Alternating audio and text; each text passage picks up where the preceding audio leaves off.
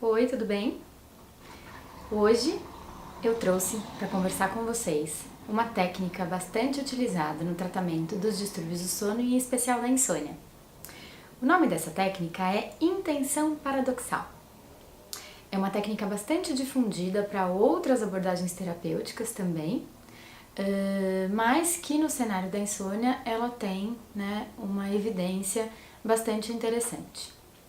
O nome dela é intenção paradoxal e é uma técnica curiosa porque de fato ela traça um paradoxo. A gente vai orientar o cliente, o paciente, a desempenhar aquilo que ele mais tem medo. No caso de pacientes insones, é o permanecer acordado. É muito curioso porque esta técnica, além de ajudar os pacientes a de fato adormecerem mais rápido, ela também tem o poder de produzir um maior engajamento na terapia.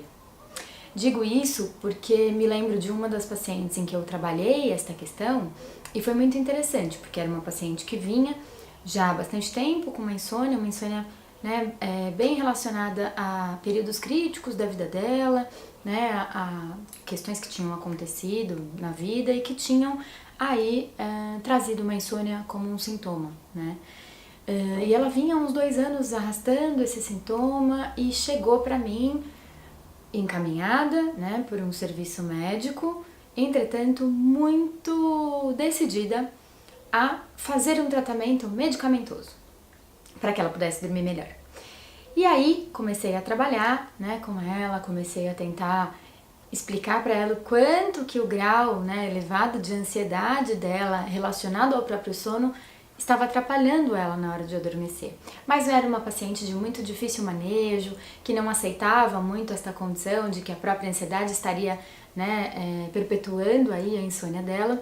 Então eu usei esta técnica.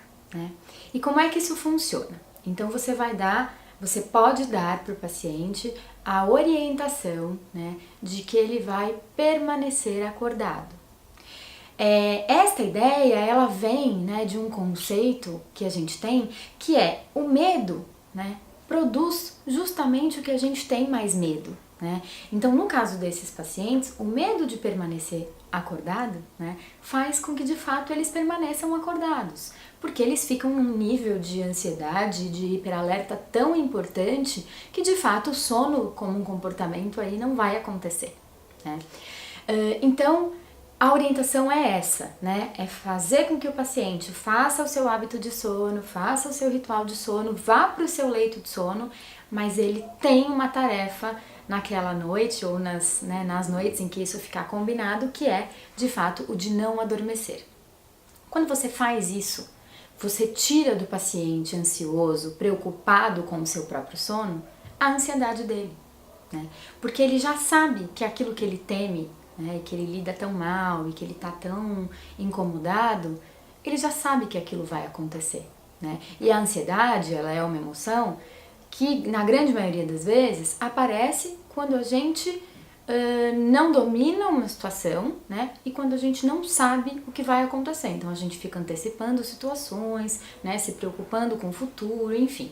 Então, quando a gente faz esse movimento de dizer para o paciente que ele vai enfrentar aquilo que ele mais teme, e no caso dos insônias é permanecer acordado, automaticamente a ansiedade já tende a dar uma diminuída. Esse caso dessa paciente que eu contei para vocês, o que aconteceu com ela? Era uma paciente que ficava 2 horas e meia esperando o sono dela chegar todas as noites. Nas noites em que a gente fez essa intervenção, ainda demorou, mas baixou para por volta de 1 hora, 50 minutos. Mais do que a melhora de fato, mais do que ela conseguir dormir mais rapidamente, eu consegui o engajamento no processo. Então ela conseguiu reconhecer e ela conseguiu vivenciar a experiência de que, de fato, a ansiedade dela e o medo dela de não conseguir dormir perpetuavam o ficar acordada enquanto ela deveria estar dormindo. Então, essa técnica, ela ajuda a gente na diminuição da ansiedade, ela aumenta um comportamento mais funcional e mais adaptativo, que é o paciente, de fato, deitar e adormecer mais rápido, A gente também melhora, né, um comportamento mais funcional em relação às estratégias terapêuticas e à adesão e ao engajamento, né?